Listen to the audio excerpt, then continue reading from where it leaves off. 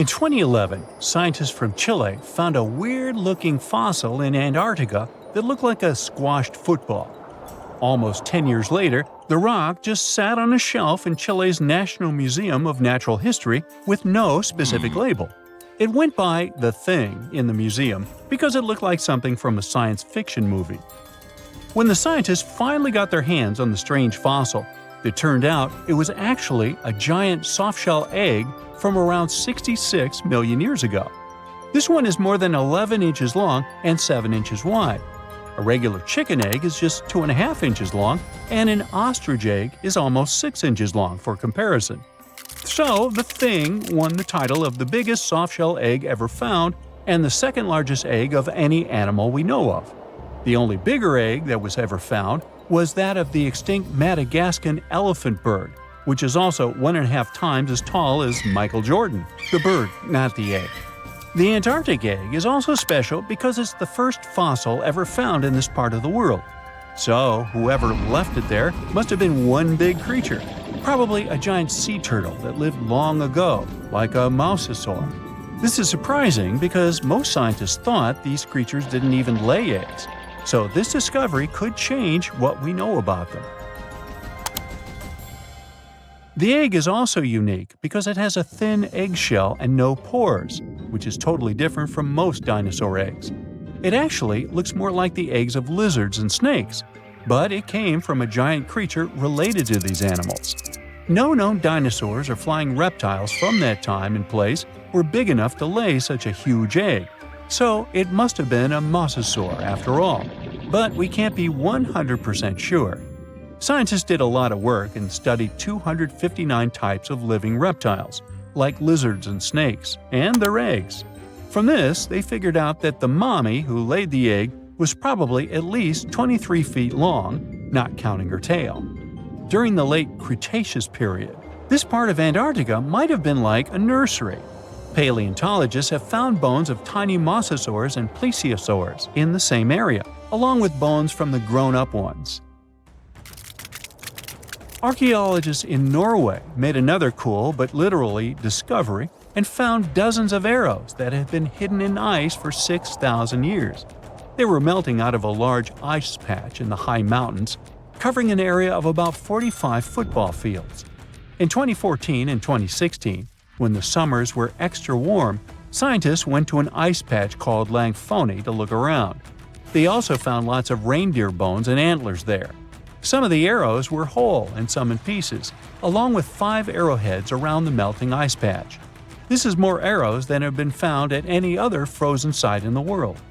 Some of the 68 found arrows date back to the Neolithic period, and the newest ones are from the 14th century of the Common Era.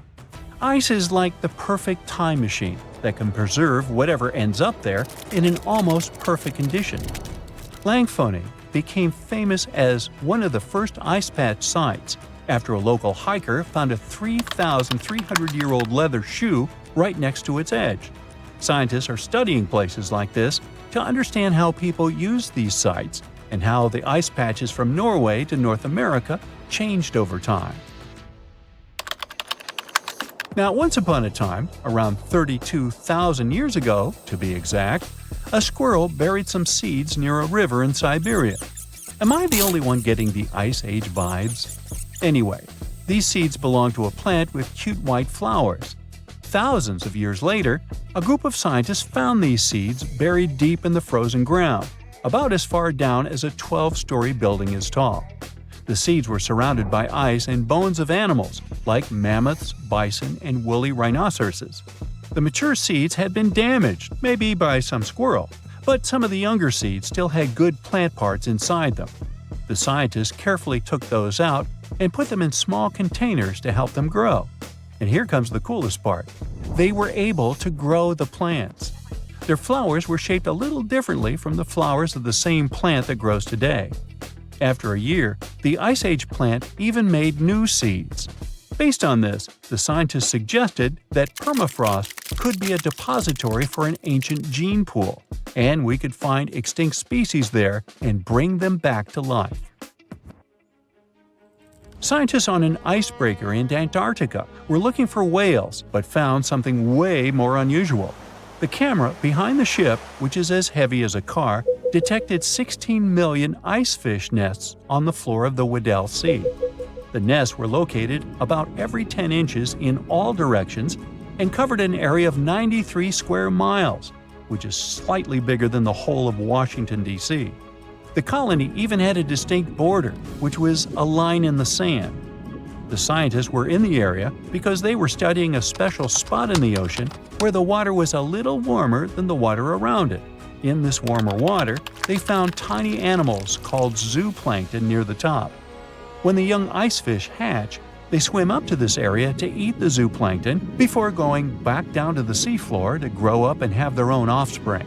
Since there was so much food, it made sense to see ice fish in this warm water. But they didn't expect to find such a huge number of ice fish nests, much more than anyone had ever seen before.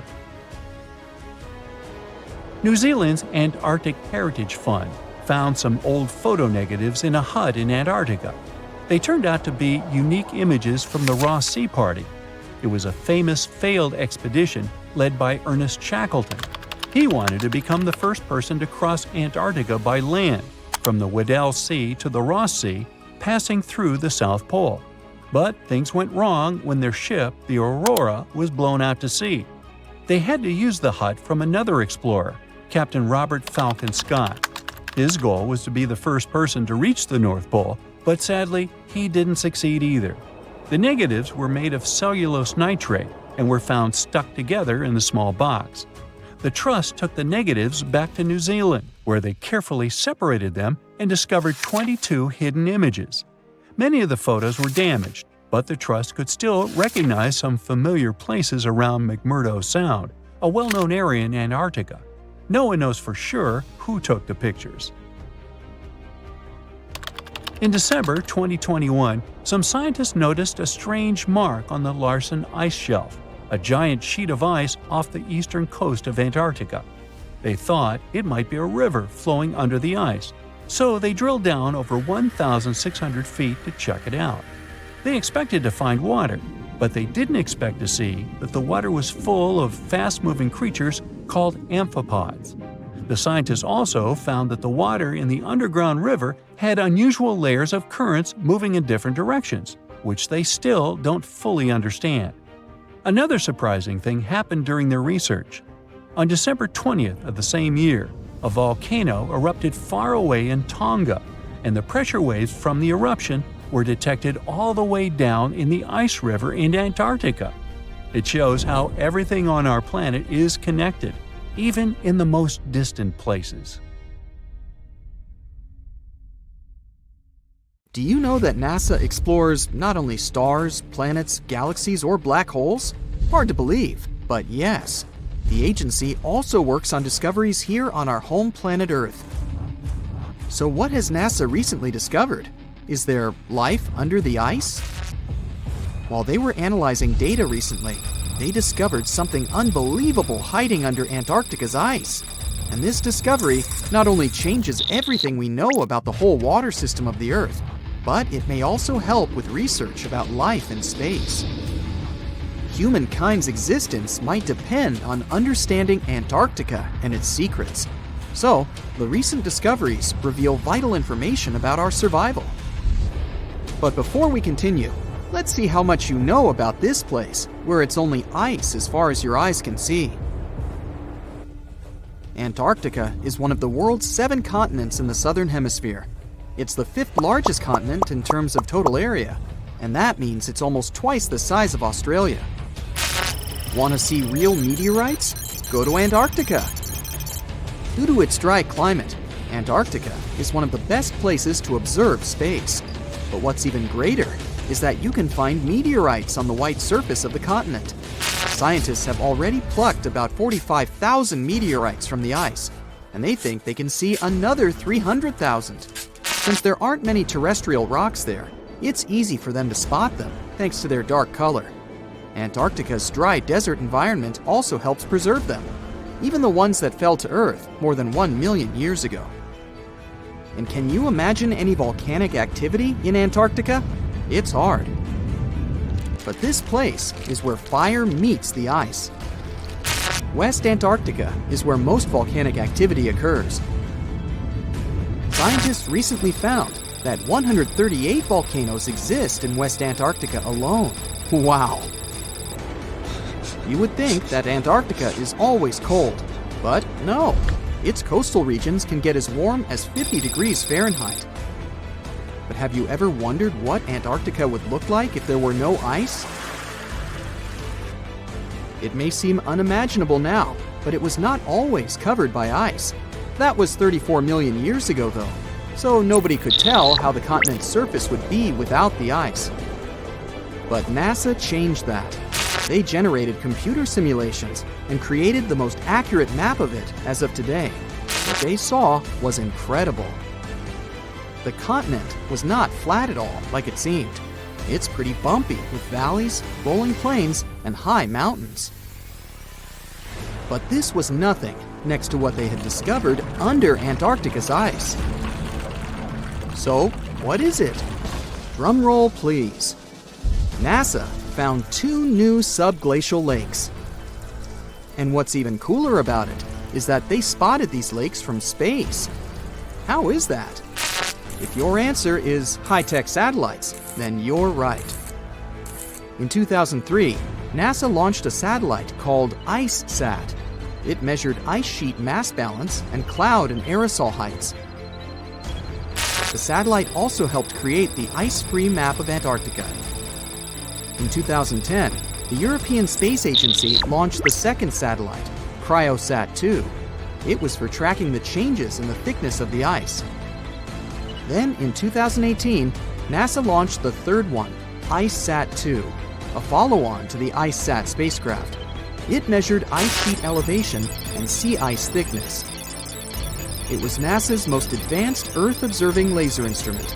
It delivered the highest precision data. And when that was combined with the data from the other satellites, it was possible to spot these 2 new lakes near a pair of larger ones. But how is it possible that these lakes exist in the first place? The average thickness of most Antarctica ice is approximately 1.2 miles.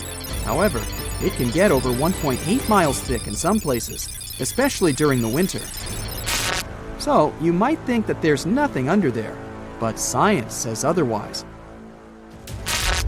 It's not quite possible to see it with your bare eyes, but the continent's ice is slowly but constantly flowing in different directions under the force of its weight. But scientists could not figure out how water moved for many years.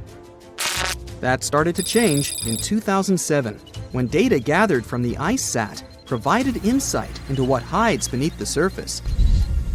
They first discovered an entire network of meltwater lakes connected under Antarctica's fast-flowing ice streams, and there were hundreds of them. Scripps Institution of Oceanography glaciologist Helen Amanda Fricker figured that the elevation changes measured by IceSat happened because of the dynamics of these lakes. They did not hold meltwater statically. Instead, they were filling and draining continuously over time through a system of waterways. And as they did that, the ice above rose and fell. But where do they drain? The ocean, of course, and it drains a lot. A recent study, co-authored by Fricker, found that the drainage of one lake flushed as much as 198 billion gallons into the ocean in only 3 days. Countless mysteries about how nature works are still waiting to be solved. But finding the 2 new lakes will give scientists a better picture of how fast the Antarctic ice sheet will change as the climate gets warmer, and how this will affect global ocean currents and sea level rise. The filling and draining cycle of the lakes also cause the ice sheet to suffer cracks and crevices. So, the information they find from these new lakes will also give them a better understanding of the damage on the surface of the ice. They will also be able to assess how this filling and draining system influences the speed at which ice slips into the oceans and seas. And that means they can evaluate how the added fresh water may alter marine ecosystems. This discovery may also suggest whether life is under the ice. Wow! Scientists drilled through about 3,504 feet of ice and found that water samples taken from one of the lakes contained approximately 10,000 bacterial cells per milliliter. Such a high number of bacterial life is a good sign, because that means the icy waters might also support higher life forms, such as microanimals, and one of these new lakes might even be their home. But the most exciting thing is that the new lakes might help them understand whether life on other planets is possible. Scientists believe any life below the frozen surface of the planet Mars might follow the patterns seen in Antarctica's lakes. So, there is a possibility that they might find critical new information on the type of life that may have existed on the red planet. You wouldn't want to be there during the winter, though. The lowest temperature on Earth you can experience is negative 128 degrees Fahrenheit. In 2010, there was an even lower temperature of negative 135 degrees Fahrenheit. And you may feel this cold much worse due to the strong and dry winds.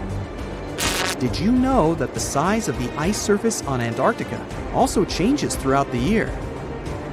It's about 1.2 million square miles during the summer, but when it's winter, it grows to 7.3 million square miles. Yet, despite the change, it remains the largest piece of ice on Earth. Sorry, Arctic, you lose. Do you know these cute little penguins? Consider these animals the locals because there is no native population in Antarctica. It's a no man's land because no single country owns it. But do you know who really owns it? 5 different species of penguins, seals, and killer whales. Ha ha. Despite the continent's harsh conditions, you can visit it as a tourist for fishing and research purposes. Around 5,000 people reside on the continent during summer at research stations. But when winter comes, the number naturally drops down to 1,000. Antarctica's ice blanket makes up 70% of the world's freshwater reserves. Imagine what would happen if it melted. The global sea levels would be raised by almost 200 feet. So, there's a mysterious doorway in the middle of Antarctica. Some people think it's Bigfoot's vacation home, or a shuttlecraft from Star Trek, or maybe a door to Agartha, a mythical kingdom some people believe is located in the center of the Earth. Well, the scientists debunked all these poetic theories and explained that what looks like a mysterious doorway is located in an area of fast sea ice. It's offshore of the coast and is full of little islands with shallow water around them. When ice flows around hard rocks hidden underneath, it can create patterns that look odd but are totally normal. In this spot, the ice is thin, so the rocks underneath have a big effect on how the ice moves. The cold winds in Antarctica also shape the ice and snow and make it look like they're lines and shapes. So, the mysterious doorway is just a rocky ridge poking out because the ice has melted a little. The top of the doorway is the tip of the rock, and the sides are snowy trails left by strong winds blowing in the same direction. It's essentially an iceberg that got stranded and is melting in one place. One YouTuber found another out-of-place mysterious object more than 150 miles off the shore of Antarctica, a 400-foot-long ice ship. The internet went wild with theories like that the ship must have ended up there right from the Bermuda Triangle. But there was no scientific proof that it was a ship and not just a large chunk of ice. And once some other internet users revisited the place, they noticed the ice melted in the summer and the hypothetical ship was gone. Another mysterious Google Maps find in Antarctica was a pyramid. And before you make up an exciting theory about how the ancient Egyptians built a secret base here, I have to tell you it turned out to be just a mountain. It's part of the tallest mountain range in Antarctica that stretches for almost 250 miles.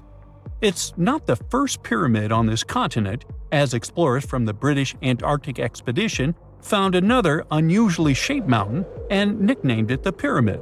But this one didn't even have a pyramid shape. Here's one Antarctic find that definitely won't disappoint you: a giant ice shelf that reminded scientists of the Grand Canyon. A special submarine robot named RAN covered over 600 miles under the thick ice and brought back some amazing footage of icy mountains, valleys, flat plateaus, and swirly patterns made entirely of ice. One of the strangest things RAN found was giant bowl-shaped holes or scoops in the ice. Sadly, scientists lost track of the robot. They think that curious Wendell seals may have accidentally bumped into RAN and caused it to get stuck. To save energy, RAN probably shut itself down, and the scientists couldn't find it again. But the team is hoping to build a new robot and continue exploring this icy canyon to see how the patterns under the ice might change over the years.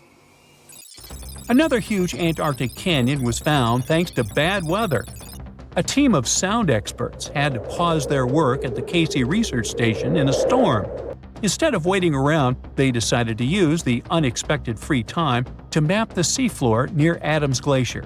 And that's how they found a canyon that is almost 7,000 feet deep, almost 30,000 feet wide, and stretches over 28 miles away from the glacier. During the mapping, they discovered just part of the canyon before they had to go back to the research station. But when bad weather came in again, the ship went back and mapped more of the canyon. They were working in waves up to 13 feet high and super powerful winds, but they managed to get about 15 hours of data to complete their map. On the way back to Australia, they stopped one last time, and now they've got a full picture of the canyon. Studying it is helping scientists learn more about the history of glaciers and the interaction between the Antarctic ice sheet and the ocean. Now, there's a frozen lake in Antarctica called Lake Enigma. For a long time, people thought the lake was completely frozen solid. But during one expedition, researchers found that under the thick ice, there was a layer of liquid water about 40 feet deep. To learn more, they drilled through the ice and sent down a camera to explore what was hiding in the lake's depths. The lake's water, which they think comes from the nearby Amorphous Glacier through a secret underground pathway, was filled with strange microbial life. These tiny microbes lived in mats that covered the lake bed. Some of the mats were thin and spiky, and others looked like crumpled carpets, or even small tree-like shapes that grew up to 16 inches. Many of the microbes could make their own food through photosynthesis, just like plants do, and it gave the lake a high amount of oxygen. One of the coolest discoveries was a type of microbe which usually lives in low-oxygen places. Lake Enigma might be similar to environments on icy moons like Europa or Enceladus, so it could mean that these moons also have hidden water under their ice and possibly microbial life too. One more mind-boggling discovery from Antarctica is tiny pieces of amber in mudstone, found here for the very first time. It took scientists years of studying incredibly well-preserved fossilized roots, pollen, and spores that they found back in 2017. Amber proves that resin-producing trees once grew in Antarctica, part of a lush rainforest that existed near the South Pole during the mid-Cretaceous period. Back then, disclaimer, I wasn't around then, the trees would have had to survive through months of darkness during the long Antarctic winters. Scientists believe they adapted by going dormant for a long time. The amber pieces the scientists found are tiny, but they are beautiful shades of yellow and orange with bumpy surfaces that show how the resin flowed out of the trees.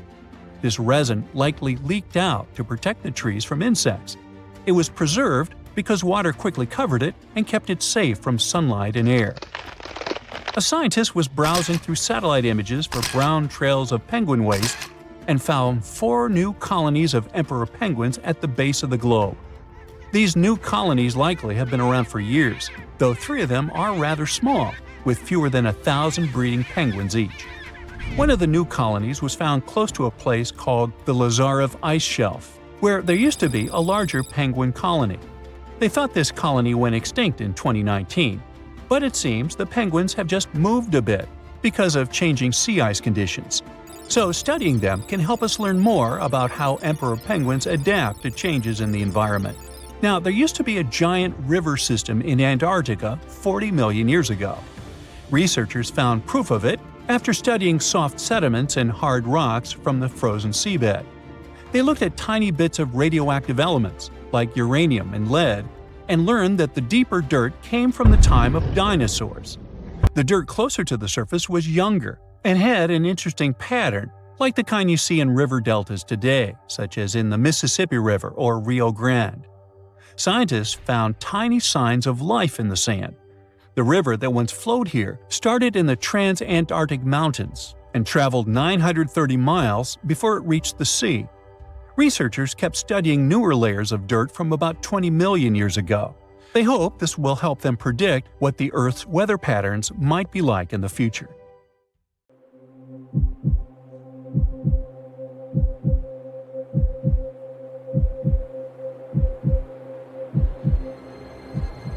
Leave it to people wandering on Google Earth to stumble upon the world's newest and weirdest places ever. Like this mysterious pyramid discovered in Antarctica. Soon enough, the internet blew up with all sorts of theories regarding this unusual shape. Could it be a sign from a different life form? Is this pyramid indeed natural, or is it man-made? For starters, it's not the first time we've discovered a pyramid in the Antarctic. The first one was observed by the British Antarctic expedition in the 1910s and kept secret for a long time. Its discovery being kept hidden only added to the mystery. A second such structure was discovered in 2016, which further increased the interest in the matter. The mystery was soon enough deciphered by scientists. These formations are just mountains. They're located near the Ellsworth Mountains, a range over 250 miles long, so they're just mountain peaks that have broken through the ice sheet. As for their particular shape, it's just a coincidence. Pyramids are found throughout nature. The Matterhorn in the Alps and Mount Ballenstinder in Iceland, for example, are quite similar in terms of shape. As for the official name of these peaks, they're called nunataks, or peaks of rock peeking through a glacier or an ice sheet. Antarctica has way more incredible features, like the fact that it's home of 60 to 90% of the world's fresh water. That's because its ice sheet is the biggest on our planet, stretching across 5.4 million square miles. I'll spare you the calculations, but that leaves only 1% of the continent ice-free. Antarctica's ice reaches 2.7 miles thick at its deepest point, meaning half the height of Mount Everest. Should it ever melt completely, our sea levels would rise to roughly 200 feet. It wasn't always this cold, though. At some point in our planet's history, Antarctica had some average temperatures as the city of Melbourne has today. It took a lot of research, but scientists figured out that Antarctica's temperatures could have reached up to 62.6 degrees Fahrenheit. Sure, that was 40 to 50 million years ago, but if you think about it, it was at the same time when dinosaurs roamed our Earth. Time is also different on this icy continent. All the lines of longitude that help us calculate different time zones merge into a single point at the South Pole. Here, there are 6 months of daylight in the summer, followed by 6 months of complete darkness during the colder season. So, scientists working here stay, on average, in the same time zone they've come from.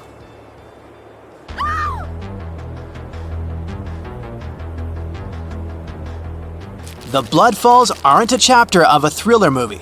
They are merely a series of waterfalls located in one of the driest regions of Antarctica. They emerge from an underground lake filled with a special type of bacteria.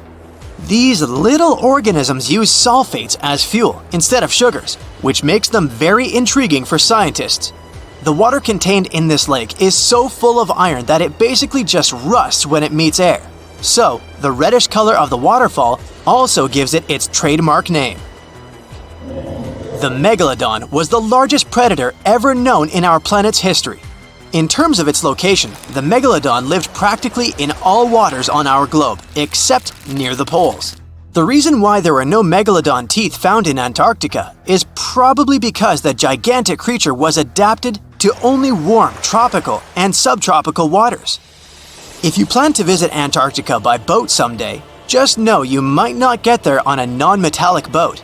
The hull of your transportation device must be made of either steel or aluminum to withstand the harsh weather conditions here. Antarctica isn't home to a lot of bugs. In fact, there is only one true species of insect that calls this place home. It's a wingless midge called Belgica antarctica. This fly is so tiny that it only reaches 0.08 to 0.23 inches long, but it's still the Antarctic's largest terrestrial animal. A lot of Antarctic fish also come with an antifreeze substance in their blood. They don't necessarily need it for protection against the cold temperature, but mostly against touching ice. These antifreezes are made up of large glycoprotein molecules. They surround any small ice crystals that may form, making sure they don't spread through the animal's tissues, which could cause a lot of damage. They also create a sort of small pillow blocking the sharp ice crystals, so they're less likely to cause any pain. It also doesn't rain a lot here on this icy continent, but one amazing meteorological quirk of Antarctica is that it's full of diamond dust. This dust is basically small ice crystals that pop out of humid air close to the Earth's surface. Think of it like an icy fog.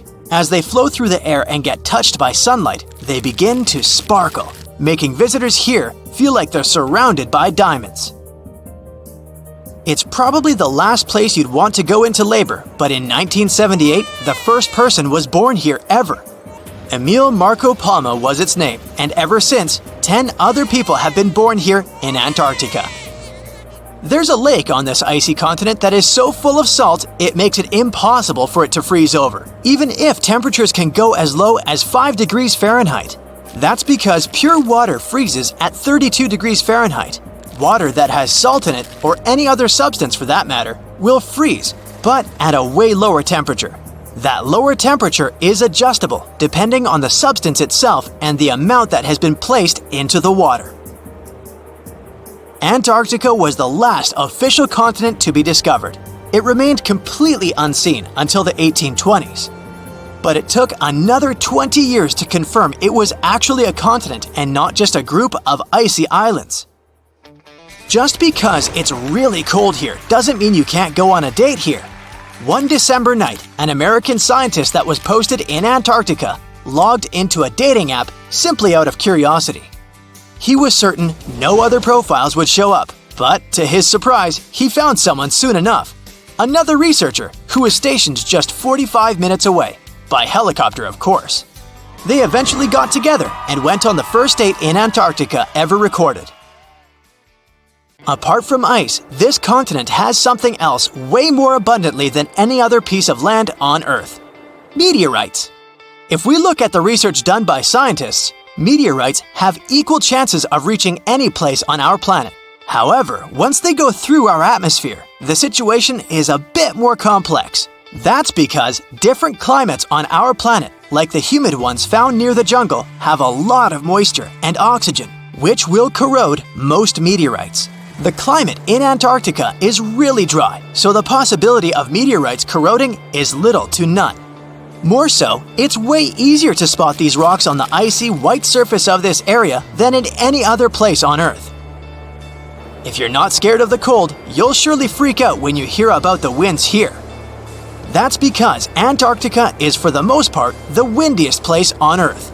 Wind speeds have been reported here to reach even 200 miles per hour. Consider Lake Enigma. What a fitting name. It's already strange enough because it's not even supposed to exist. But now, we stumbled upon actual life deep beneath it. And this just might help NASA in their search for life in outer space. The lake lies deep in the icy heart of Antarctica, so it's not really a water pool like we're used to, more like a lake-like block of ice, or so we thought. Just recently, Italian scientists discovered a secret that had been buried for ages, an actual body of water. And in this water, life is thriving. Various microorganisms, and even some weird little hunters. Which is super weird, since Enigma sits in a remote and harsh corner of our planet, the northern Victoria Land in Antarctica. The entire South Pole is cold, but in this place, temperatures can plummet to a horrifying minus 41 degrees Fahrenheit, though on average it's around 7. Chilly.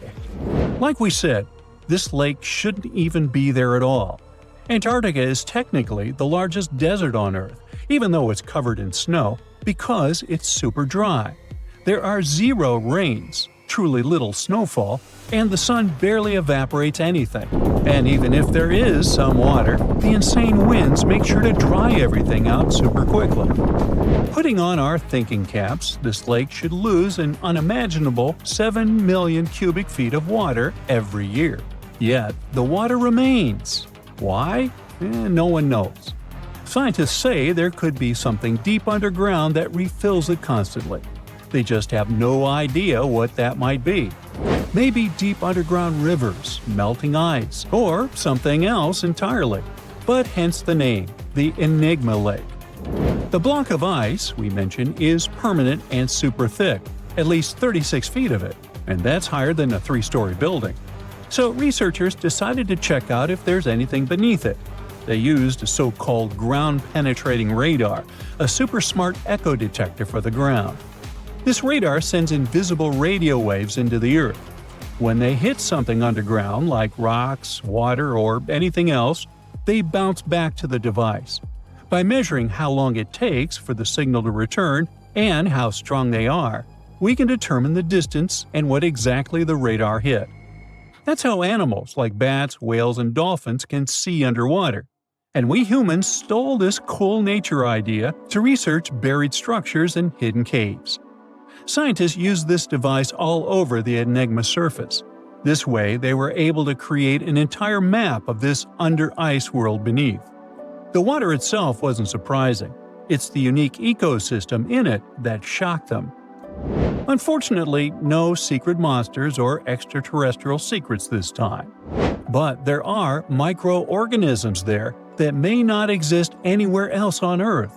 Somehow, these creatures have managed to survive in complete isolation and extreme cold. It's not that we don't know these microorganisms, we've met them before, just not exactly like this. There are a couple groups hanging out down there. The first one is Bacteroidota.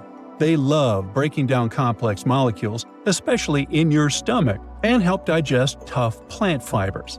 They mostly hang out inside us, but in the outside world, we might occasionally find them in soils and oceans. Then Actinobacteriota, genius chemists among bacteria. They decompose organic materials and help the soil get healthier. They're also famous for producing antibiotics, so we owe a lot of our medicine to them. The third one is Pseudomonadota. These guys weren't a surprise. They're crazy adaptable. They can thrive pretty much anywhere, from soil to water to the human body. Some of them are good, helping plants grow and in nutrient cycles, but others can be opportunistic pathogens. Ooh, bad guys. But what is actually a surprise is that Lake Enigma has tons of passibacteria. They're ultra small even for microorganisms and can barely do anything themselves. So they prefer to live in symbiosis or be little parasites, relying on their hosts for nutrients and other necessities. All these little chompers might be ancient. They could be remnants of a time before the lake froze over completely, which is hundreds of thousands of years ago. It's simply weird to encounter these bacteria in the Enigma Lake, especially the little parasites. Passibacteria usually love low-oxygen environments, but this lake is very oxygen-rich, not even mentioning an almost 40 feet of ice above. So all this means that even though we know who these guys are, this specific species might be new to us. They could have evolved with some unique adaptations and abilities using the lake's unusual chemistry. They probably rely on a super simple and delicate food web. Some of the microorganisms produce energy from light, well, whatever light gets down there, or the lake's chemicals. The symbiosis guys most likely survive by living on or inside their neighbors. Yep, these microscopic creatures hunt each other. Nope, things can't be peaceful even in a place like that. If we find out what their secret to survival is, we might learn more about chemistry, medicine, and even extraterrestrial life. Because if life can endure such extreme conditions, then it can probably appear pretty much anywhere, including our closest neighbors, Europa or Enceladus, the moons of Jupiter and Saturn. They definitely hide oceans beneath their frozen surfaces, and now there's a very high chance there might be some life there. Antarctica must be the closest thing we have to extraterrestrial exploration before we actually land on other planets. It's full of hidden mysteries and surprising creatures. Even outside of Lake Enigma, the South Pole harbors life. Just take the McMurdo Dry Valleys, which are often referred to as Earthly Mars. These are among the most mysterious and extreme places on our planet. They're stretching across Victoria Land in Antarctica, and this is one of the driest places on Earth. Makes sense if you remember the name. Surprisingly, unlike other parts of the South Pole, this land is almost entirely devoid of snow and ice, just lots of super cold ground. There might even be some sand dunes nestled here and there between the rugged mountains. The ground is mostly covered in loose gravel, scattered with ancient rocks made of granite, and something interesting called gneiss, just spelled differently. It's the type of rock that's been through a lot, literally. It's usually born when granite and sedimentary rocks have to endure insane pressure or horrifying heat for a while, a process called metamorphism. These conditions are so intense that they literally rearrange the minerals into layers. That's why gneiss has such beautiful foliated looks. It's the planet's version of baking a layered cake. It's amazing because this place is almost exactly the way it was millions of years ago. These valleys are frozen in time, and they give us a little glimpse into Earth's distant past. And that includes life. Once again, local winds are absolutely terrifying gusts of cold air racing downhill, and they evaporate snow faster than it can even melt. So, logically, you shouldn't find much water here, not even mentioning life. But somehow, you can still stumble across frozen lakes and saline ponds in the dry valleys. And local life stretches all reason and our understanding of biology. It exists inside the rocks themselves. Microorganisms are hidden in slightly moist cracks and crevices. Deep inside, there's endolithic bacteria. These guys are super chill. Instead of moving around like other microorganisms, they always stay put inside their little rocky homes. How do they survive? Through photosynthesis. Just like plants, they take teeny tiny parts of light that gets in crevices and acts like little solar panels, getting energy from the sun. Meanwhile, in another place, beneath the Taylor Glacier, there's bacteria that literally doesn't eat anything. Not comfort, not sunlight, not even oxygen. These guys rely on a diet of dusty rocks and sulfur to fuel their weird metabolisms. By breaking down sulfur and iron, they get energy to sustain themselves. This way, they easily survive in deep seas at sub-freezing temperatures, completely cut off from sunlight, oxygen, and the world itself. This place is fascinating for both its life and the lack of it. In some parts of the valleys, like University Valley, yes, that's what it's called, the permafrost is so harsh that no microbes were found at all. This might be one of the only places on Earth where life appears to be completely absent, a quite scary idea. Anyway, now scientists are thinking about learning more about Lake Enigma and drilling this Mars-like environment, exactly for that reason, to see how we could get samples from Mars in the future. So what comes to your mind when you hear the word Antarctica? Most likely, cold, snow, ice, and penguins. Yet, this is one of the least explored regions in the world that hides many strange and unique things. Check them out. You don't have to go to Antarctica to see this weird thing. All you need to do is open Google Earth and move to one of the southernmost islands of Antarctica, King George Island. Recently, internet users have noticed a large and pretty strange cave entrance there. Where does this wide, dark passage lead? People started making suggestions. It's the entrance to a secret base or some laboratory. This is the part of the spaceship that crashed there thousands of years ago. This is the door to the ancient city of Antarctica. Perhaps there's a giant rock mountain with an ancient cave beneath all this snow and ice. Well, there's some ideas. Users have calculated the approximate dimensions of this cave. It might be about 74 feet high and 250 feet wide. You could hide a Boeing passenger jet in there. Nature probably created this entrance. This is a logical explanation, but there are two strange factors. First, take a look at the foot of the mountain. It seems that there are steps there. They're dark in color, as if they're made of stone. And if you look closely, you can notice something similar to human footprints. Has anyone entered this cave? Or maybe someone is still living there now. The second oddity is the disappearance of the mysterious finding. For the first time, people noticed it in a Google Maps snap in 2007. Then the entrance disappeared. Then it reappeared a few years later. After that, it vanished. And in 2022, people saw it again. Perhaps old snow melts, a new layer falls, and then the wind blows it away and the cycle repeats. But the alleged steps leading deep into the cave make one doubt the natural origin of this tunnel. You can easily find the coordinates on the internet and visit the cave via Google Earth. You might see something there and tell the world. There's another strange thing people discovered with the help of Google Earth. In 2020, one user found a strange object that looked like a giant ship 100 miles off the coast of Antarctica. It was covered with ice and snow and lying on its side. It looked like a cruise ship. You could notice the windows, the deck, and the bridge. But not all people agreed with this. Some claimed it was a spaceship. Others said it was some kind of secret building. The user who first noticed the ship stated that its size was about 400 feet, which is the perfect length for a passenger vessel. But what is this ship doing in such a remote place in the middle of a glacier? How did it get here? Who was its captain? No one has found the answers to these questions yet. In 2016, people using Google Earth discovered a photo of an unknown sea monster floating off the coast of Antarctica. This creature resembled a giant squid with a length of about 200 feet. This is slightly shorter than 3 train cars. Just imagine this kraken swimming in Antarctica's dark, icy waters and dragging to the bottom everything it meets on its way.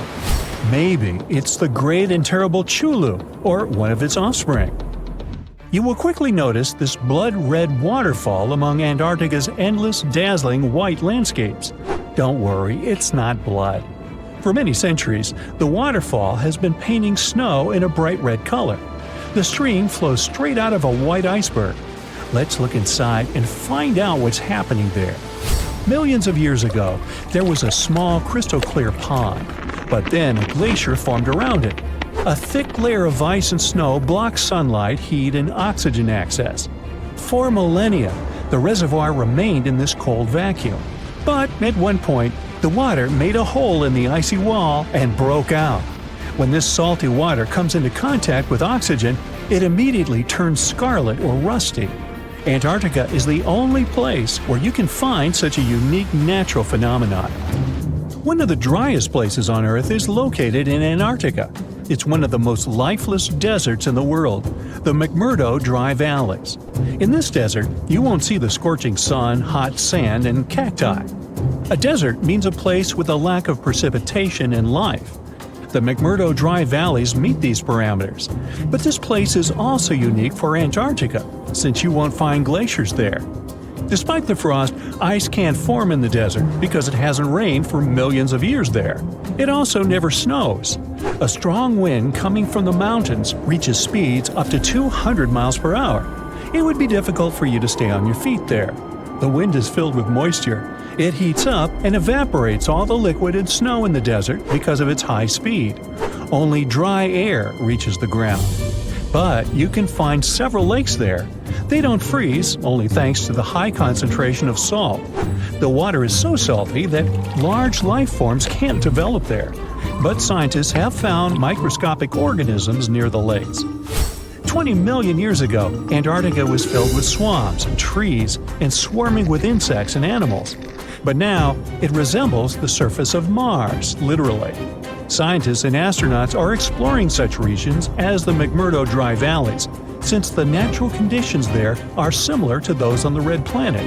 So, before you go to Mars, you can practice living in similar places on Earth. Also, scientists discovered an underwater world in the Antarctic filled with hundreds of amphipods, crustacean animals similar to shrimp. Wait a minute, it happened in the Antarctic? But the McMurdo Dry Valleys are located in Antarctica. Well, the words are very similar, but what is the difference? Oh, and don't forget the Arctic. The Antarctic is the region in the southernmost part of Earth that houses the continent of Antarctica, and the Arctic is another land altogether. They have the same natural conditions, frost, ice, and snow, but they're located in different parts of the planet. The Arctic is at the North Pole, Antarctica is at the South Pole. Now, back to the discovery. Scientists put forward theories that the ice of the Antarctic hides a vast network of freshwater rivers and lakes, and in 2022 they found a new ecosystem. Researchers explored the Antarctic Ross Ice Shelf and its underwater rivers. This is a massive piece of ice floating in the ocean. A team from New Zealand used a special drilling rig equipped with a hot water supply to drill a hole 1,640 feet deep. That's more than the height of the Empire State Building. Then, they lowered some video cameras and saw thousands of crustaceans swimming in different directions. So it seems they're very unorganized.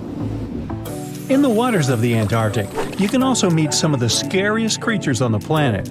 These are sea spiders. They got this name because they resemble land spiders, but they're actually a species of marine arthropods. And unlike land spiders, those in the ocean are much larger. They look like 8 strong legs without a body. One such spider can be a dinner plate in width. Some of them have no eyes and have proboscises instead of jaws.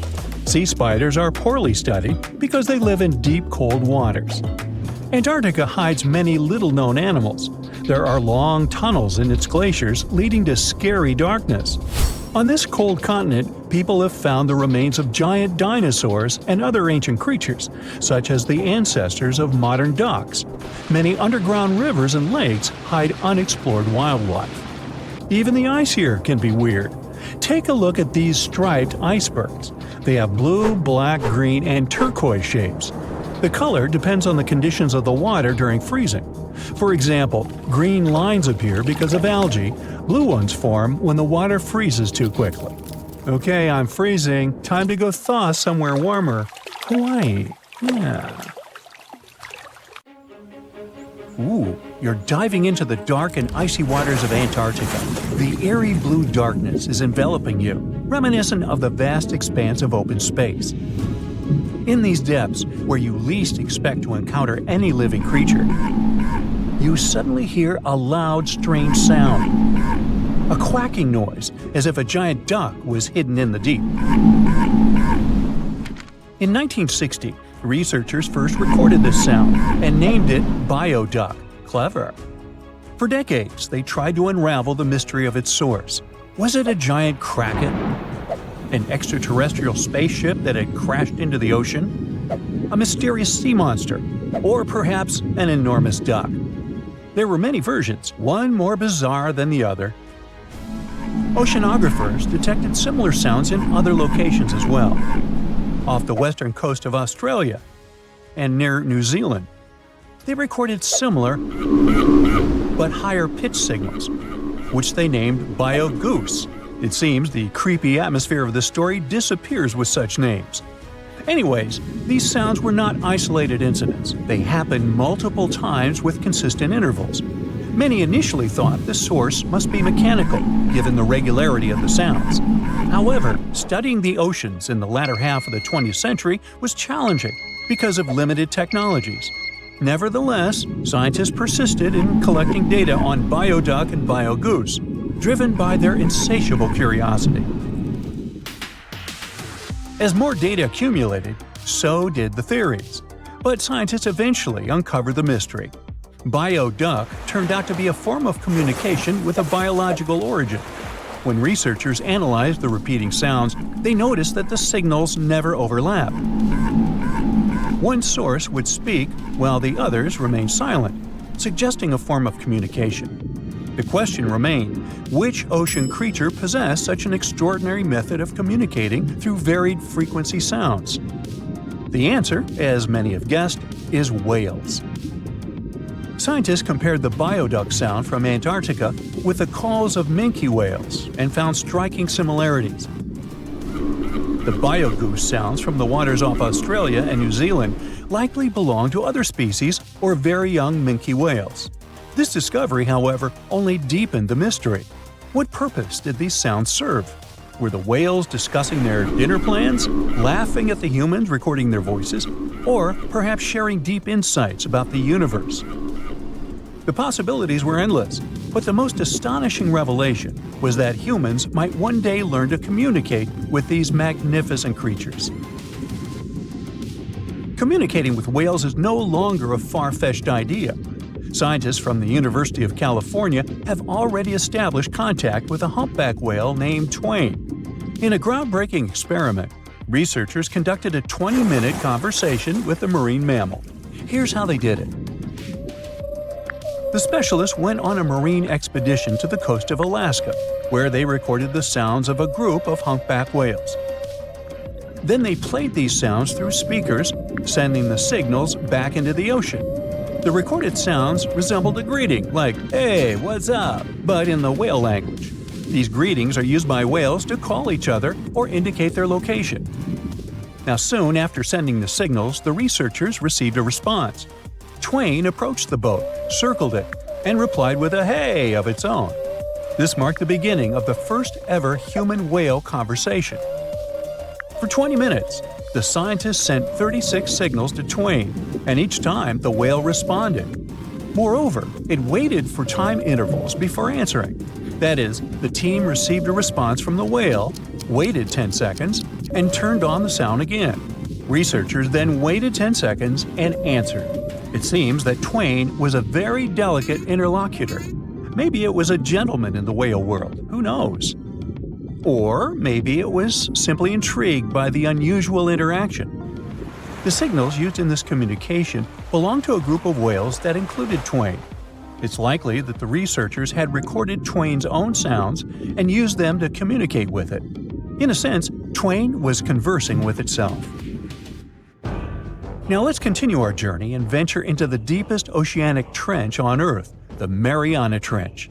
A quick reminder, the Mariana Trench is a colossal chasm in the ocean floor, stretching over 1,500 miles south of Japan and reaching a depth of nearly 36,000 feet at its deepest point. To put that into perspective, the height of the Burj Khalifa, the world's tallest building, is like 1/10 of the Mariana Trench's depth. Now imagine this. In this deep, dark abyss, scientists recorded a strange sound.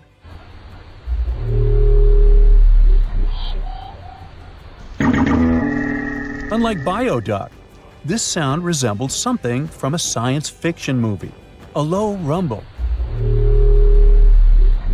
followed by a metallic ping, reminiscent of the sounds made by spaceships in sci-fi movies. Researchers named this mysterious phenomenon biotwang noises. Scientists first detected this strange sound in 2014 during an acoustic survey of the Mariana Trench, and they quickly identified its source: whales, specifically Bride's whales. Using artificial intelligence, researchers analyzed around 200,000 hours of audio recordings from the ocean and found matches with a group of Bride's whales. Like other animals, these whales use sounds as a form of communication. Now, did you know what else was found at the bottom of the Mariana Trench? A plastic bottle. It's unlikely it was done by a kraken or a whale or some type of monster. Everything is simpler here. The bottle ended up there because of a human. But that's a topic for another video. Okay, let's deal with one more sound. No whales this time, just a mysterious sound in the loneliest place on Earth. This place is called Point Nemo, and that's why it's so lonely. Located in the South Pacific Ocean, Point Nemo is the most remote spot from any land. The nearest island is 1,450 nautical miles away. It's about the same long distance from land in all other directions. Moreover, here, there's almost no marine life, since few water currents reach this spot, and therefore few nutrients are supplied. In a sense, it's a water desert. And so, in 1997, oceanographers recorded a very strange and frightening sound coming from the depths in the area of Point Nemo.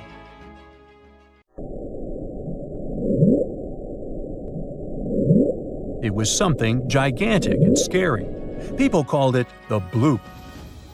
As soon as journalists found out about this phenomenon, people around the world began to invent the most fantastic versions. The most popular of them was that the sound source was a giant sea monster, kraken, or some other creature. The hype around the bloop didn't last very long. Scientists managed to find out the nature of the mysterious noise.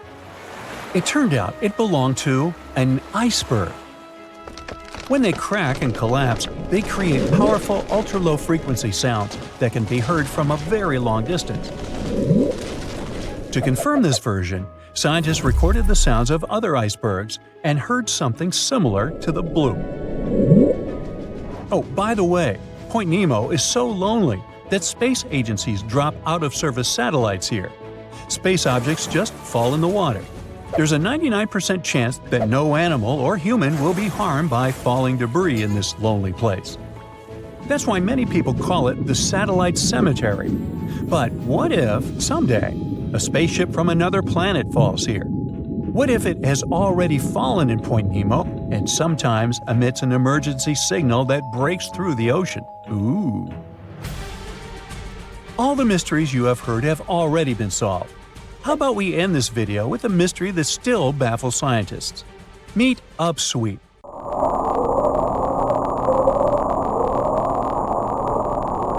One of the most mysterious sounds ever recorded in the ocean.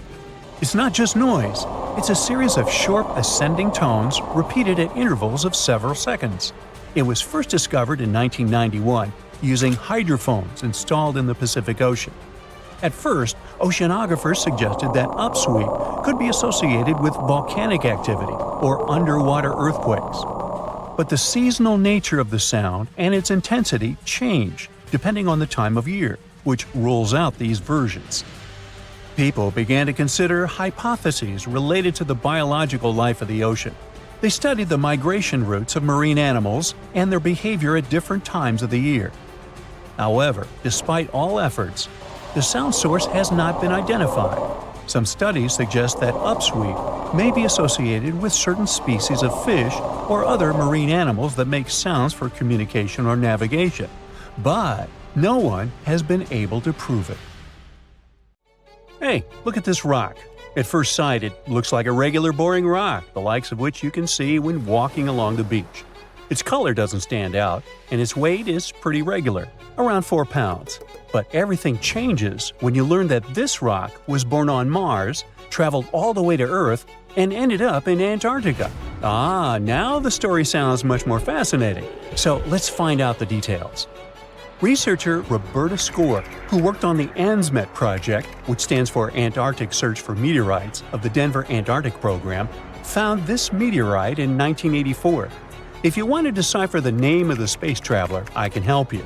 It comes from the place where the scientists spotted it, the Allen Hills of Antarctica, hence ALH. And then we've got the year of the discovery and the number of the sample.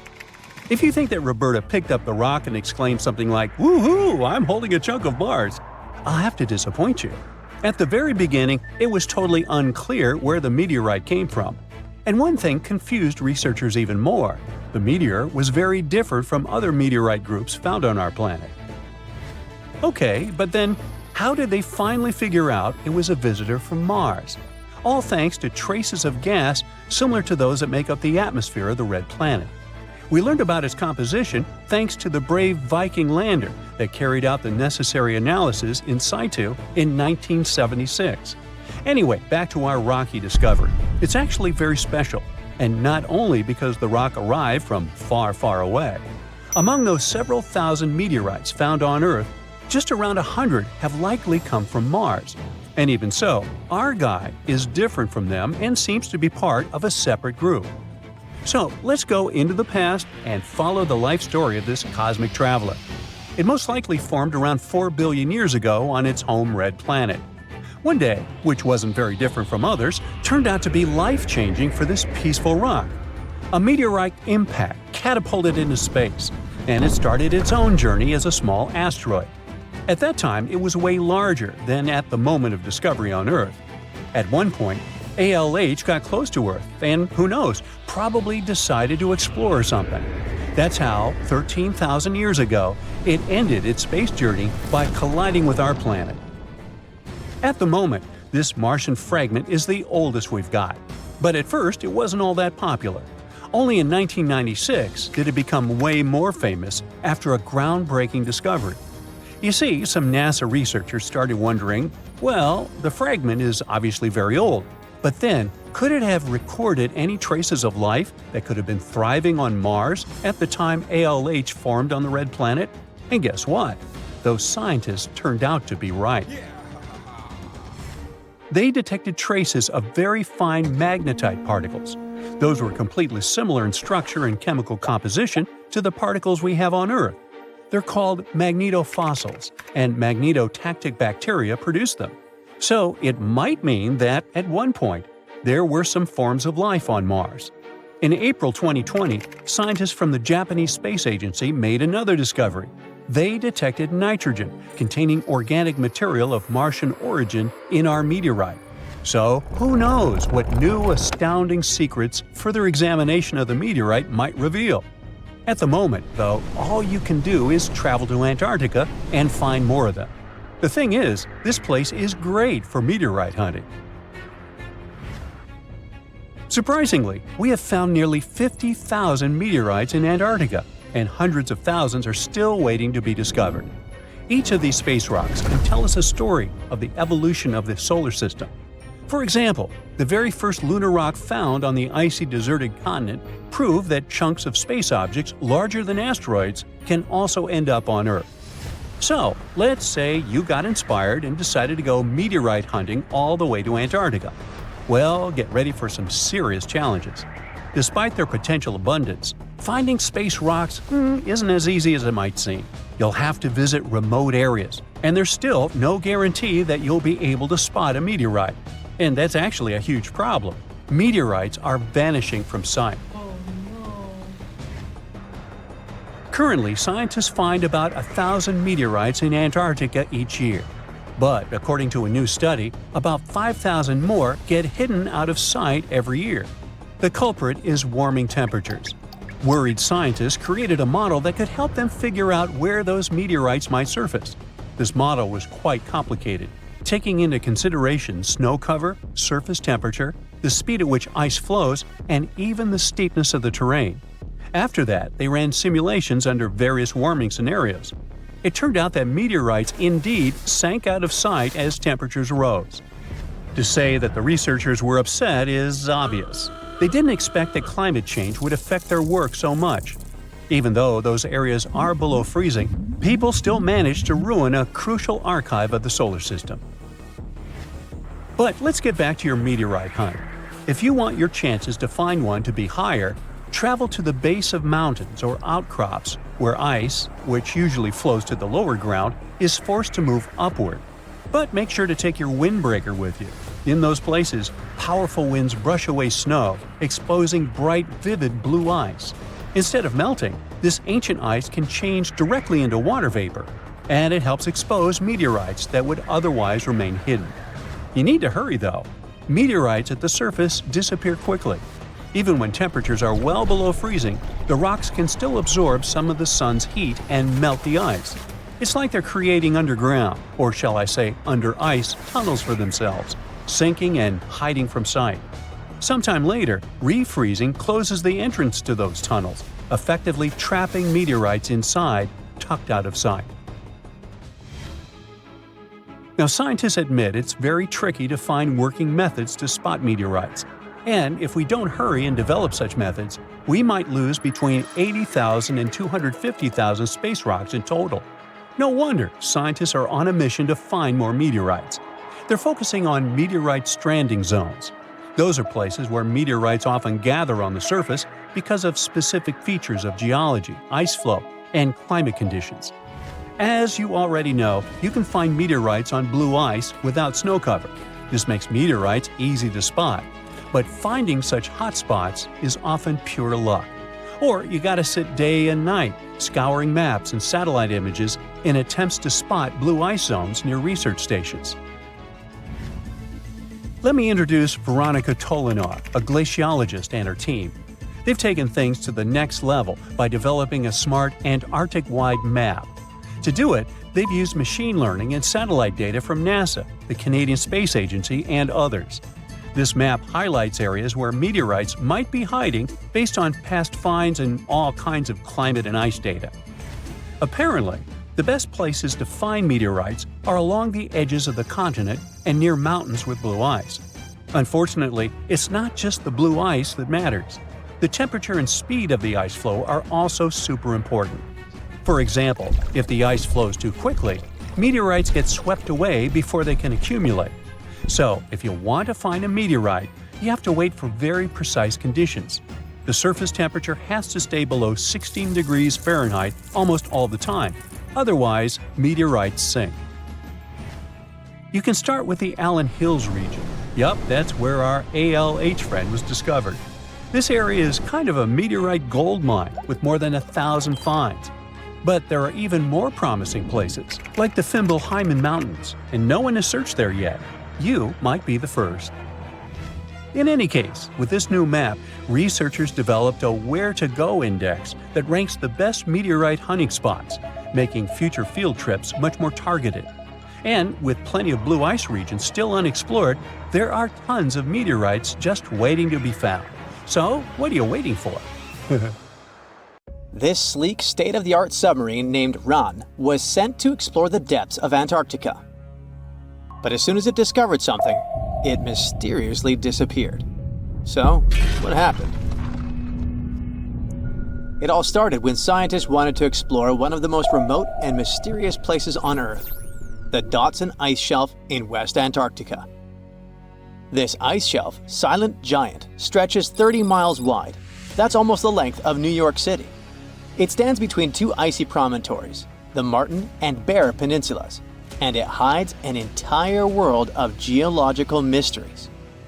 If you think that Antarctica is nothing but a desert of super thick snow and ice, you're wrong. There are entire landscapes hidden deep down there. The underside of the Dotson Ice Shelf is a rugged, dynamic terrain shaped by the slow, relentless forces of nature. There are towering ice formations, deep troughs, and bizarre structures stretching for hundreds of feet. Scientists are super curious about it, but as you can imagine, this landscape isn't easy to explore at all.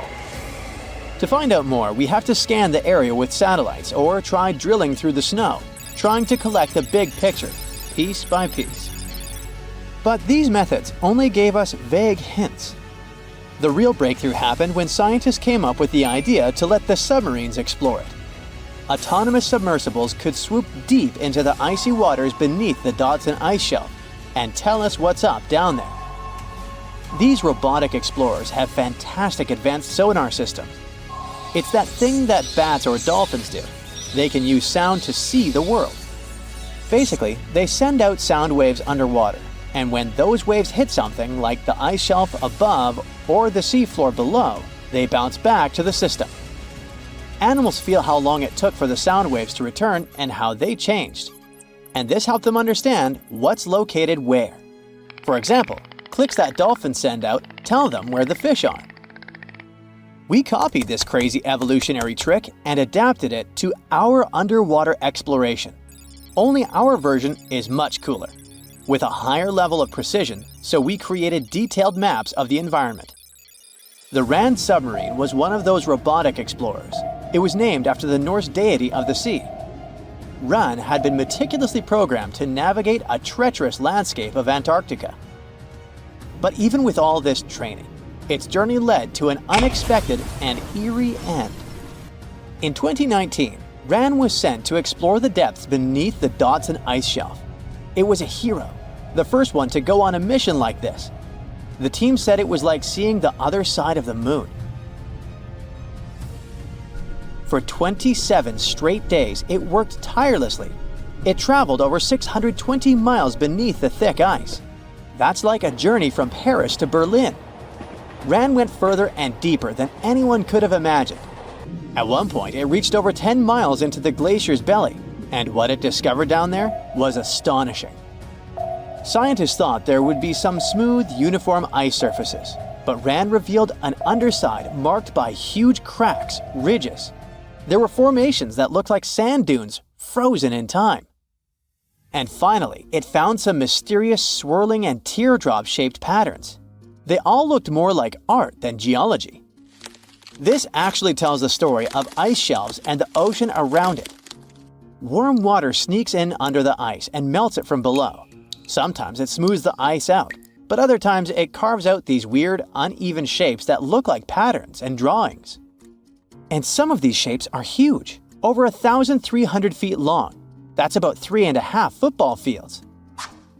The reason why they look like swirling doodles is because the Earth spins. It makes the water turn in special ways, bending the shapes and drawing these spirals. It's called the Coriolis effect. Imagine you were on a merry-go-round and tried to throw something like a ball. It would go in a curve, not a straight line. Same thing happens with the water on Earth. Later, scientists found similar patterns in other Antarctic ice shelves, though they weren't as epic as the ones under Dotson. But Ran also discovered something horrifying. Turns out that these warm waters, aside from being great artists, are also a huge danger.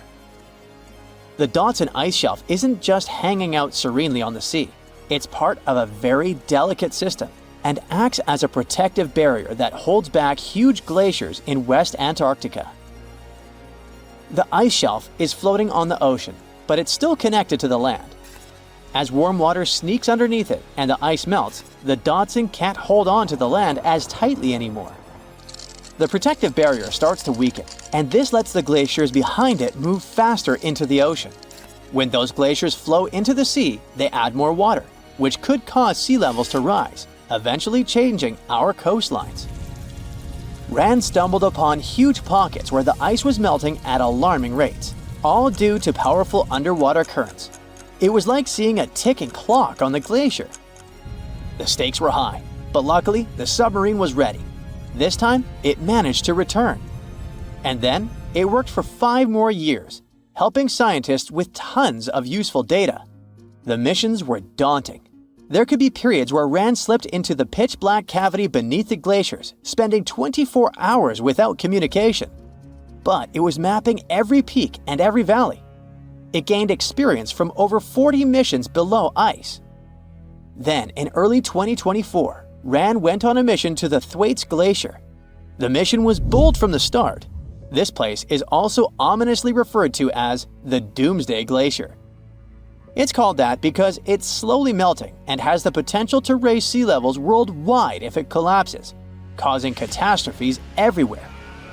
That's why Rand was dispatched to explore its underbelly, a place that had never been mapped so intricately before. The idea was to uncover the glacier's secrets, study how rapidly it was melting, and why.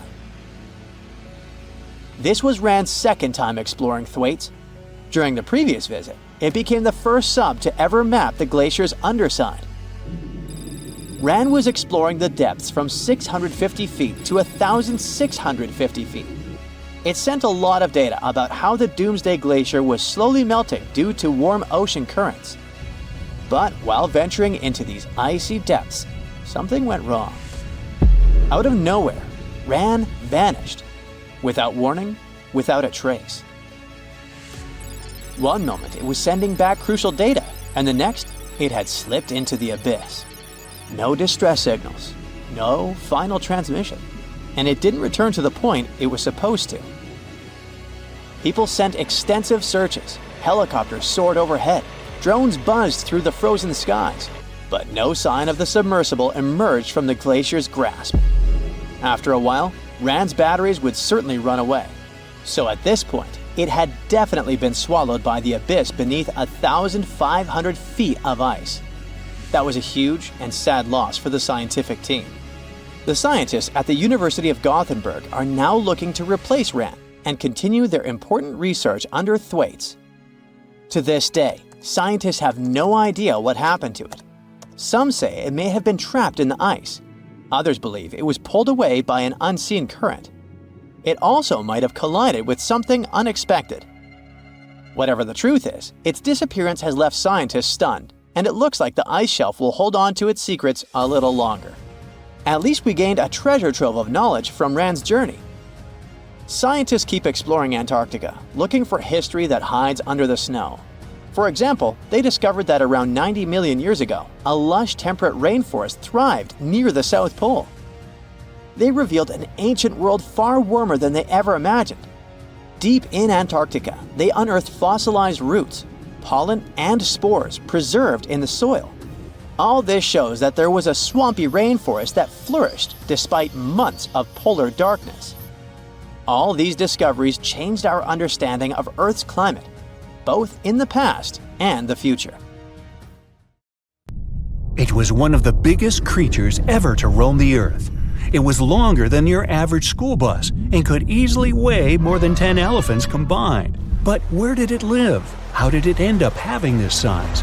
And most importantly, why is it extinct nowadays? Let's find out. The megalodon was the largest predator ever known in our planet's history. In terms of its location, the megalodon lived practically in all waters on our globe, except near the poles. The reason why there were no megalodon teeth found in Antarctica is probably that the gigantic creature adapted to only warm tropical and subtropical waters. The younger ones liked to keep to the shores, while full-grown adults preferred coastal areas, but they could easily move into the open ocean as well. How do we know the megalodon was so widely spread? We can only presume, based on the fact that they discovered the most northern fossils off the coast of Denmark and the most southern in New Zealand. The discussion of how the megalodon got this size is still open in the scientific community. They recently found out that not all the specimens from this fascinating species reach the same huge size. This has to do with a little something called the Bergmann's Rule, which says that the temperature of the surrounding environment affects the animal's body size because they either need to conserve or shed heat. The megalodons that reach cooler waters probably needed more body weight to make sure they survived in low temperatures. On the contrary, those living in warmer waters had to be smaller to avoid burning up. But what did this enormous fish look like? Most modern depictions show the megalodon resembling an enormous great white shark. But well, it seems it may not necessarily be correct. The megalodon likely had a much shorter nose and a flatter jaw that looked almost squashed when compared with a great white shark.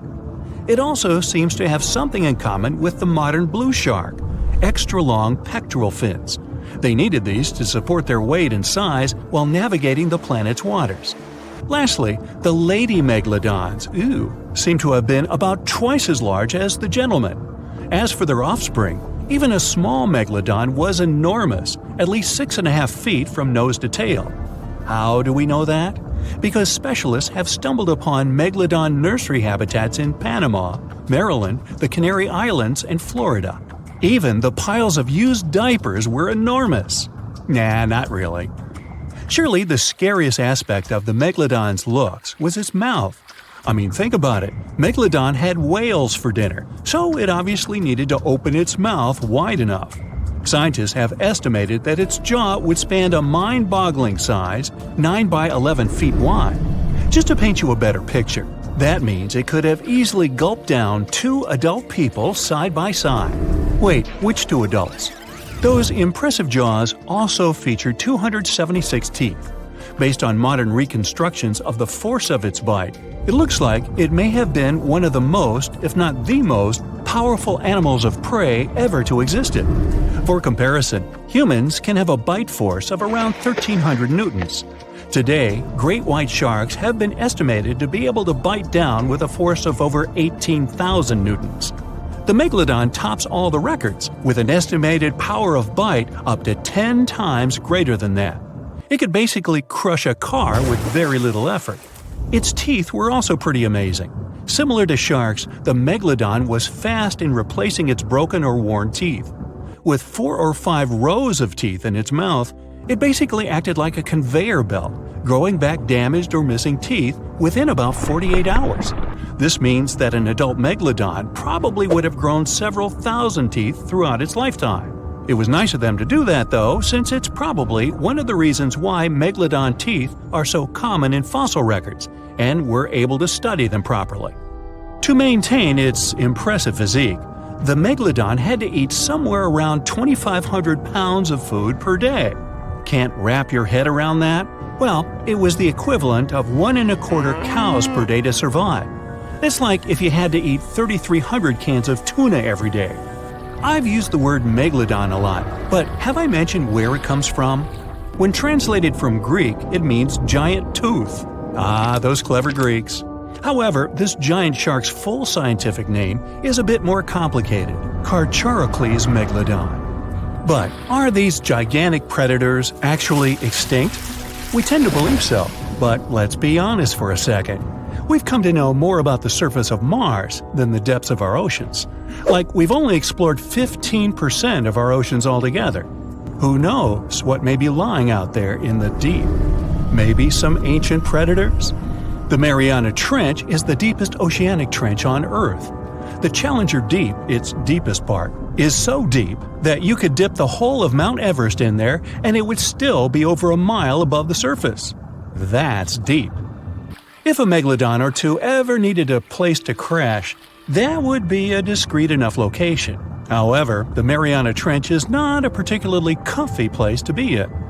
Because it's cold and steeped in total darkness and all. The temperatures here are around 36 degrees Fahrenheit all year round. And to top it all off, the pressure is 1,000 times stronger than at sea level. So it's safe to assume that if any megalodon is hiding in here, its teeth and bones might not be looking so good. Because of the intense pressure here in the Mariana Trench, proteins and calcium start to dissolve and disintegrate.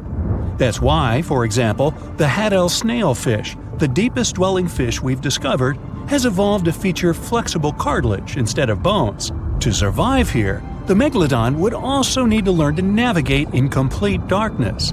That means it would have to either become luminescent or evolve to grow massive eyes like the giant squid. While it may sound like an intriguing and good idea for a movie script, most scientists don't think it's possible. Why?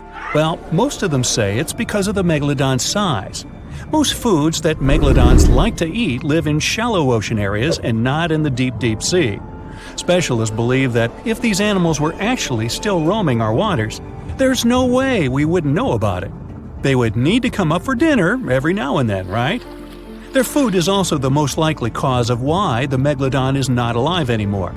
While some specialists believe the megalodon became extinct because of a drop in the ocean water temperature, most scientists suggested that the shifting food chain dynamics may have been more to blame.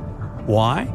Because at some point, there was less and less of its primary food source, baleen whales, and at the same time, the numbers of its natural competitors, like smaller predatory sharks like the great white shark and whales, increased. The megalodon did live on this planet a lot more than we did, and way back when we didn't even exist yet. They were here for nearly 70 times longer than we, modern humans, have, inhabiting the oceans for around 20 million years. Homo sapiens appeared around 300,000 years ago. The megalodon managed to survive for so long mostly because of its unbeatable size. I mean, they can make a meal out of almost everything in the sea at the time. We may think about both of them as prehistoric creatures, but the megalodons and the dinosaurs never coexisted on Earth. The dinosaurs probably died out about 66 million years ago. Megalodons seem to have appeared a bit later. That's because the oldest megalodon fossils we have yet discovered are from the Miocene epoch, which began 23 million years ago. So long, Meg. We've all dreamed of visiting the Arctic and witnessing the natural wonders of polar bears frolicking on ice floes or the aurora borealis dancing across the sky.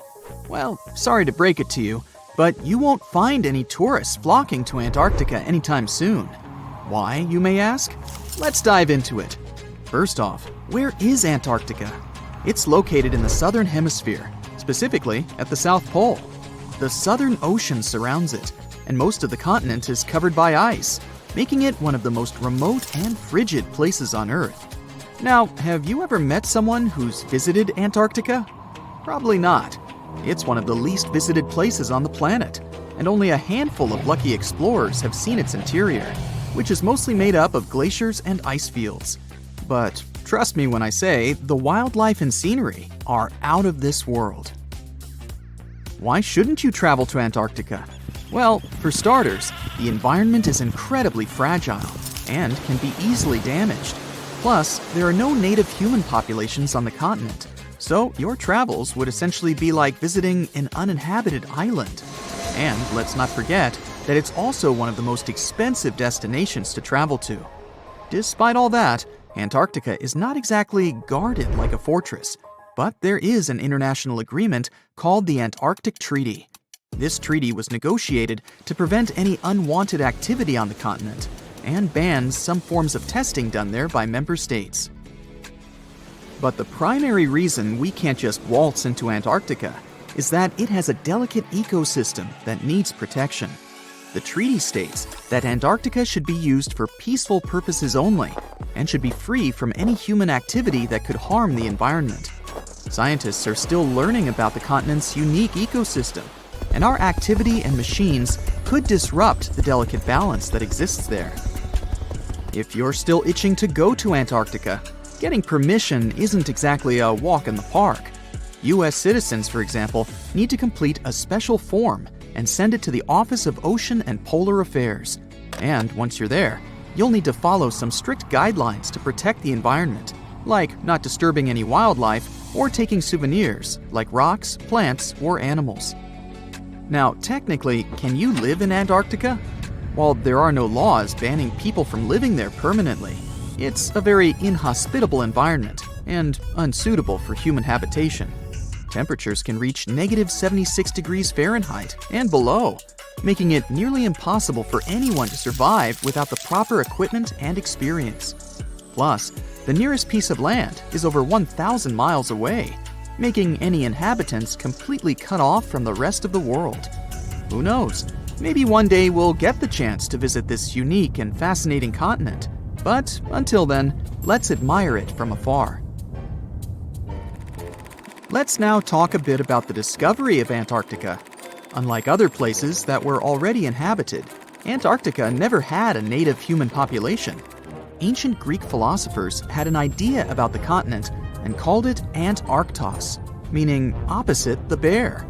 The bears it refers to are not the polar ones though, but rather the Great and Little Bear constellations, which are only observable in the northern hemisphere. As a result, the term signifies the opposite of the land of the bear. Whaling and sealing voyages in the late 1700s and early 1800s would venture further south when rounding Cape Horn at the tip of South America. It was known that going further south often meant stronger winds, but also the risk of hitting floating ice of all sizes and of winds and seas that could prove dangerous to the ship and crew. Captain James Cook was the first to cross the Antarctic Circle on January 17, 1773, in the Ross Sea region. He reached a point further north a year later, and though he didn't sight land, he came to within 50 miles and saw deposits of rock held in icebergs, indicating that a more southerly land existed. The first sighting of Antarctica is widely acknowledged to have taken place in January of 1820, during the voyage of two ships under the command of Captain Fabian Gottlieb von Bellingshausen, as part of a 2-year exploratory expedition around the world to discover new lands. The captain's ships were the first to have crossed the Antarctic Circle since Cook. The first undisputed landing on Antarctica didn't happen until much later, on January 24, 1895, at Cape Adare during the whaling voyage of the ship Antarctic, led by Henrik Bull. A small boat with 6 or possibly 7 men on board rowed ashore during calm conditions.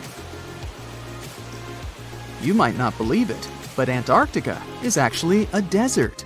With all that ice, you'd think it'd be like a winter wonderland with snowball fights and hot cocoa all day long. When we think of deserts, we picture camels and cacti and people struggling to find water. But in Antarctica, it's a whole different story. The struggle isn't to find water, it's to find anything that's not covered in ice. And the average rainfall has been just over 0.4 inches in the past 30 years. That's like a few drops of rain compared to what we're used to. So technically, it's not the dunes or sizzling heat that makes a desert, well, a desert. It's the lack of precipitation. But don't worry, if you ever find yourself lost in Antarctica, you won't have to worry about getting thirsty. Just make sure you bring a jacket and some mittens, because it's cold enough to make you into a popsicle. Not only is Antarctica one of the driest places on Earth, but it's also the coldest, the windiest, and the highest. Talk about overachieving. The penguins and scientists down in Antarctica have at times found themselves in a bit of a pickle when it comes to time. You see, unlike the rest of us on this big blue planet, there is no Antarctica time zone. All the lines of longitude meet at a single point at the South Pole, making it a bit of a head-scratcher when trying to figure out what time it is. Now, you might be thinking, but how do the scientists and researchers keep track of time down there? Good question. They typically stick to the time zone of the country they departed from. However, with stations from all over the world on the Antarctic Peninsula, things can get a little wacky. Imagine trying to coordinate with your neighboring countries without accidentally waking them up in the middle of the night. You might think that not much could survive in a place where the temperature is extremely cold, the sun barely shows up, and the wind could blow you away faster than a tumbleweed. Well, as in many places on Earth, life found a way in Antarctica too. Believe it or not, this frozen continent is buzzing with activity. It's home to billions of krill, which in turn attract lots of seals and more penguins than you can shake a fish at. But don't let their cute and cuddly appearance fool you. Penguins are the ultimate swimmers, with streamlined bodies that would make Olympic medal winners jealous. They come ashore to breed and chill, but their real talent is stealing pebbles from each other and forming mathematically precise huddles to stay warm. Antarctica is also home to the largest species of penguin on Earth. It's called the emperor penguin. Sure, these creatures are flightless birds, but that doesn't mean they can't jump. In fact, some of them can leap up to 120 inches. And let's not forget about the seals. With their furry bodies and special songs, these marine mammals are protected by the Antarctic Treaty, and they're thriving in the cool waters of the Southern Ocean too. But the real stars of the show are the whales. During the Antarctic summer, these huge creatures show up in droves to chow down on the abundant krill. It's indeed like a whale buffet down there.